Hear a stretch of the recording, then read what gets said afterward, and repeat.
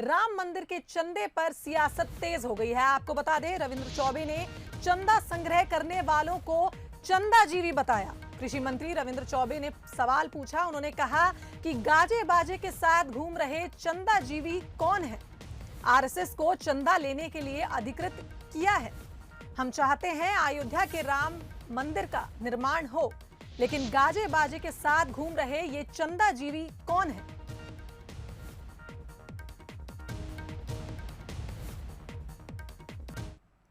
उन्होंने कहा है कि उन्होंने आरएसएस को अधिकृत किया है। इसीलिए राज्य सरकार ने चिट्ठी लिखा है कि अधिकृत लोगों के अलावा हर गली मोहल्ले में चंदाजीवी लोग जो घूम रहे हैं, तो ये चंदाजीवी लोग कौन हैं? क्या इनको अधिकृत किया गया है? ये केवल प्रश्न है, और इस तरीके से प्रश्न अगर किया जाता है तो सीधा उनके ऊपर राष्ट्रवादी और गैर राष्ट्रवादी की बात की जाती है। इसलिए आप पहली लाइन ही मैंने बोला कि हम लोग भी राम मंदिर के पक्ष में अपना जो सहयोग हो सकता है हर सनातनी करने वाला है, लेकिन हर गलिए कूचे में घूमने वाले चंदाजीवी के बारे में राज्य सरकार अगर जानना चाहती है तो उसको हक है। तो राम मंदिर के चंदा पर अब सियासत तेज हो गई है। आपको बता दें, कृषि मंत्री रविंद्र चौबे ने सवाल पूछा है। उनका कहना है कि अगर सरकार ये जानना चाहती है तो इसमें क्या समस्या है? गाजे बाजे के साथ घूम रहे चंदाजीवी कौन है?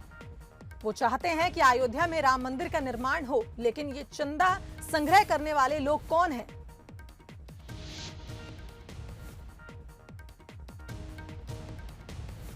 तो हमारे साथ इस खबर पर पूर्व विधायक श्रीचंद सुंदरानी जुड़ गए हैं बीजेपी से, वहीं रमेश वल्यारनी जी कांग्रेस प्रवक्ता हमारे साथ इस खबर पर जुड़ गए हैं। आप दोनों मेहमानों का बंसल न्यूज में बहुत बहुत स्वागत है।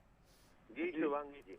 सुंदरानी जी, सबसे पहले आपसे जानना चाहूंगी कि कृषि मंत्री रविंद्र चौबे ने सवाल पूछा है। उनका कहना है कि चंदा संग्रह करने वालों को उन्होंने चंदाजीवी बताया, और ये चंदाजीवी कौन है? क्या कहना चाहेंगे इस पर? देखिए शिवांगी जी, कांग्रेस पार्टी पर इतना भूत छाया हुआ है भाजपा का, वो हर काम में आलोचना तो करते हैं, लेकिन प्रभु राम के मंदिर जो भव्य रूप से बनने जा रहा है अयोध्या में, जो पूरे भारतवर्ष नहीं बल्कि विश्व के भारतीयों के लिए एक गौरव का विषय है, बहुत बड़ा तीर्थ स्थल, विश्व के लिए पर्यटन स्थल बनने जा रहा है। प्रभु राम का मंदिर अयोध्या में बने, यह सबकी इच्छा और महत्वाकांक्षा है, और उसके लिए बढ़ चढ़कर लोग चंदा दे रहे हैं, समर्पण कर रहे हैं, समर्पण निधि दे रहे हैं, और ये समर्पण निधि भी कांग्रेस को खल रही है। इनको लगता है कि ये सब जो लोग समर्पण कर रहे हैं राम जी के मंदिर में, कहीं ये वोटों में तब्दील हो गए तो हमको सत्ता से उखाड़ के फेंक दिया जाएगा, ऐसा इनका मानना है। तो कहीं न कहीं ये भयभीत होकर इस प्रकार के आरोप लगा रहे हैं। कम से कम प्रभु राम के मंदिर के मामले में तो कांग्रेस वालों को बड़ा दिल दिखाना चाहिए। पूरे छत्तीसगढ़ की कांग्रेस पार्टी में एक व्यक्ति निकले, एक विधायक निकले जिन्होंने 1,11,000 रुपए राम मंदिर के लिए दिया है।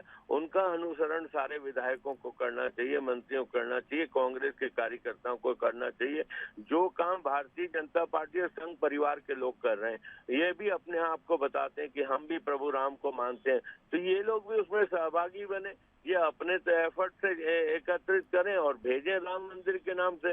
डायरेक्ट उनके नंबर हैं, डायरेक्ट ट्रस्ट ने बैंकों के खातों के नंबर दिए हैं, ये डायरेक्ट करें। प्रभु राम के काम में कोई भी अगर बाधा पहुंचाता है तो उसके लिए बहुत बड़ी क्षति उसको उठानी पड़ती है, राजनीतिक रूप से क्षति तो उठानी पड़ेगी इनको। मेरा तो इनको सलाह है कि ऐसे मामलों में विरोध करने के बजाय पॉजिटिव सोच रख के खुद इस मामले में शामिल होना चाहिए, अगर वो प्रभु राम का शिष्य अपने आप को मानते हैं तो। जी रमेश जी, आपने सुंदरानी जी की बात सुनी, क्या कहना चाहेंगे आप?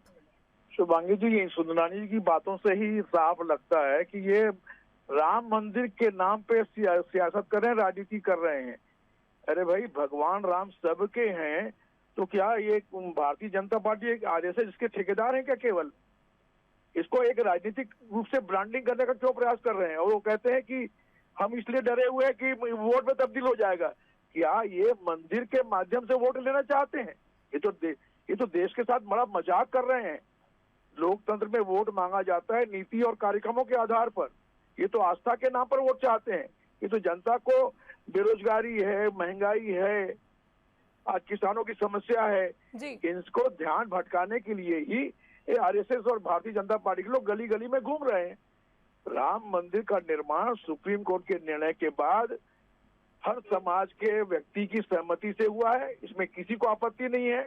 हम भी चाहते हैं मंदिर का निर्माण हो, लेकिन मंदिर के आड़ में ये वोट की राजनीति करना चाहते हैं तो राम भगवान भी इनको माफ नहीं करने वाले।